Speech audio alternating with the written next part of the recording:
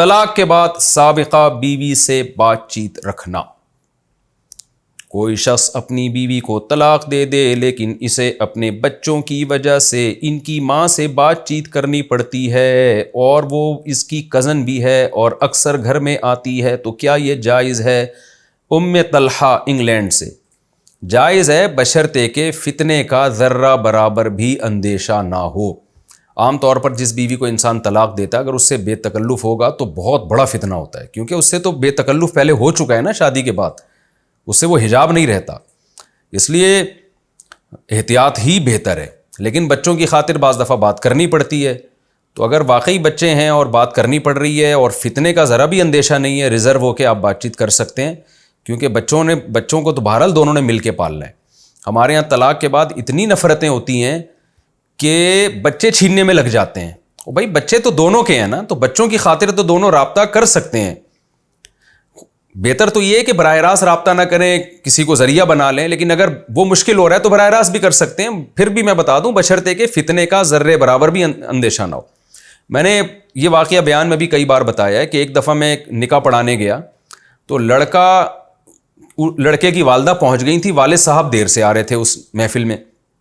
میں نے کہا کہ یار تمہارے والد صاحب والدہ کو لے کے کیوں نہیں آئے؟ انہوں نے کہا میرے والد اور والدہ میں سیپریشن ہو گئی تھی 20 سال پہلے، تو لیکن یہ کہ ہماری تربیت دونوں نے مل کے کی ہے. والد صاحب نے الگ شادی کر لی، والدہ نے الگ شادی کر دی، لیکن ہمارے نکاح کے بارے میں مشورہ اور ہماری شادی میں شرکت وہ دونوں کر رہے ہیں. تو مجھے بڑا اچھا لگا یہ، کیونکہ ہمارے معاشرے میں طلاق کے بعد بچے ایسے ڈیوائیڈ ہوتے ہیں نا.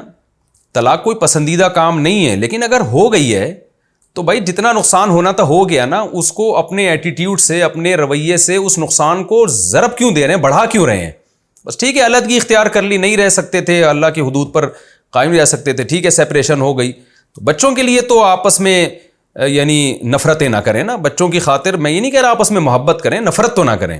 تو بچوں کو دونوں نے مل کے پالنا ہے، بچوں کو یہ احساس نہ ہونے دیں. کوئی مسئلہ نہیں ہے بھائی، مجبوری ہے، ٹھیک ہے جی، ابا نے وہاں شادی کر لی، اماں نے کہیں اور شادی کر لی، کوئی بات نہیں، لیکن اماں ہی رہیں گی بچوں کے لیے، ابا ہی رہیں گے، وہ تھوڑی چینج ہوں گے. میاں بیوی چینج ہو سکتے ہیں، بچوں کے ماں باپ چینج نہیں ہوتے.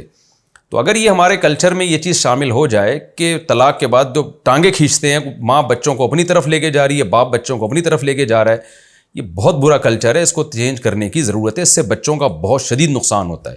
اور ماں جب بچوں کو اپنی طرف لے کے چلی جاتی ہے تو باپ کے خلاف ورغلاتی رہتی ہے، باپ لے کے جاتا ہے اپنی طرف تو ماں کے خلاف ورغلاتا رہتا ہے. اگرچہ اس کے کیسز کم ہوتے ہیں لیکن بہرحال اس کا نقصان بہت زیادہ ہوتا ہے.